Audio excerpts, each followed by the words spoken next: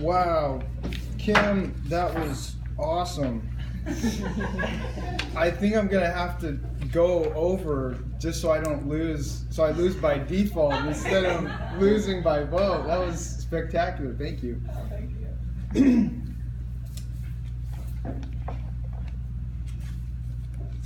At the very least, I had suffered a fairly severe concussion. Mentally, I wasn't all there, and there was a definite disconnect in recalling information and or assimilating, processing full sentences. But this decreased mental function only made me feel that much better about blatantly lying to a police officer. This was the third time he was grilling me about whether or not I was wearing my seatbelt, which only reinforced the fact that I knew that he knew that I was lying. But I certainly wasn't backing down now. This was serious stuff. To my 17-year-old mind, the fact that I was an unrestrained passenger in my friend's vehicle and we had potentially been the cause of a very serious head-on collision only made me think that he would have greater or stiffer penalties down the road. I was lying out of loyalty. The officer continued, "So you mean to tell me that you somehow managed to break the windshield with your head while properly wearing your seatbelt?" Yep. Yeah. Yes, that's exactly what I'm telling you. He gave me a look and a nod as if to say, I don't in any way, shape, or form believe you, but we'll both go on pretending like you're telling me the truth and went about his business. Besides, the paramedics wanted to check me out, and the ambulance was on its way. However, so was my dad. Fellow clothes masters, honored guests, new member. It is my humble wish to share with you a story, a very true story that has become legend within the immediate and extended law families. Through the sharing of this story and the anecdotes involved, I hope you gain a better understanding of who I am by learning a little bit about the type of man my father is. The paramedics immediately sat me down. They put a large neck brace around my neck. At this early stage, while I was talking, walking, and responding, there was really no way for anybody to be able to gauge or ascertain the extent of my internal injuries. We were overlooking the mangled wreckage at the intersection of Vista and Brown in Mesa, where police and fire department lights and sirens were strobing and flashing.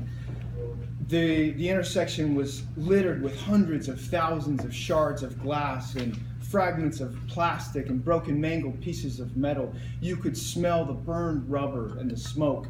You could smell the burning engine oil and the leaking engine fluid dripping on the asphalt. The front of the truck that I was a passenger in had caved in almost entirely to the cab. Upon impact, I was thrown from my seat. I slammed into the windshield with my head and my body, and I was slammed right back down onto the floor of the cab. The other vehicle had tipped and rolled several times, and ultimately landed on its side several hundred feet down the road. This was a very serious head-on collision, and it was a miracle that I was walking, especially given the fact that I wasn't wearing my seatbelt. As we sat and waited for the ambulance to arrive, however, I heard a much more familiar sound approaching. It was the hum of our 1994 Dodge Caravan as it careened to a stop in the gravel nearby. The shifter was thrown into park almost simultaneously with the brakes locking up beneath it. And then I heard my dad's brisk and heavy footsteps approaching. Time out. Now, before I am to describe the choice occurrence that is about to ensue, let me tell you a little bit about my dad. My dad was born Veryl Edwin Law in 1955. He is the second of 6 children, all V's: Veldon, Veryl, Vance, Vaughn, Varlin, and Valinda. His parents are both V's, Vernon and Vanita, hence the V's. He was born and raised mostly in Idaho, but for some reason he has adopted this gruff southern drawl, of which none of his siblings nor his parents share. He has a college education, but he prefers to use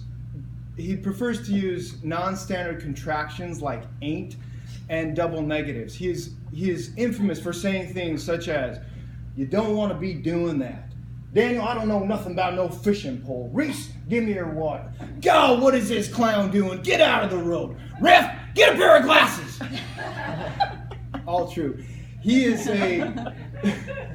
axiom in life would probably be where you're supposed to be, doing what you're supposed to be doing, when you're supposed to be there.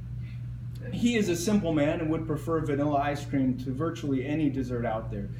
He prefers his hamburgers plain, meat in the bun, not even cheese. He gets flustered and impatient and anxious at drive-through windows. He frequents only 2 restaurants, and he knows exactly what he's going to order at each. He's had the same haircut for nearly 40 years. He is probably the hardest worker that I know, and he would literally give the shirt off of his back to help anyone in need. However, for some strange reason, he prefers to wear a XXL, even though it drowns him. So unfortunately, his shirt wouldn't fit very many people. He is constantly listening to and quoting Rush Limbaugh and can't for the life of him understand how anyone could have a different viewpoint other than his own. I personally choose not to eat meat, and I'm sure I'm viewed as some liberal, hippy-dippy, tree-hugging traitor. Although he's never told me so. Resume. As my dad approaches, he finally arrives. He takes one look at me, back to the paramedics, back to me, then back to the paramedics, and very gruffly and sternly says, "I refuse service. Get that off of him. Daniel, let's go." Bewildered and shocked, the paramedics turn to one another and say, "He refuses service." As if this is the first time in the history of injuries that something like this has happened. I too am confused and don't know what to do. So my dad continues more stern this time. "Daniel, get up. Let's go. I refuse service. Get up now. Let's go now." I decide to follow orders. I cautiously take the neck brace off of my neck and I hand it back to the paramedics, and I follow my dad back to the vehicle. When we arrive, he turns to me and he says, "I ain't paying for no ambulance." And we get in the truck and head home. On the way home, after some time, I break the silence by saying, "But Dad, how do you know that I'm all right?" And his response is priceless. He turns to me and he says, "Oh, Daniel, you're a tough kid. You're a tough kid and you're going to be just fine. We're going to go home, put a frozen bag of peas on your head, say a little prayer, and you'll be good as new." So we did go home. We did put a frozen bag of peas on my head, and we did say a little prayer. Call it a father's intuition. Maybe it was due to the little prayer that we said, but I was just fine, and I was good as new, Madam Toastmaster.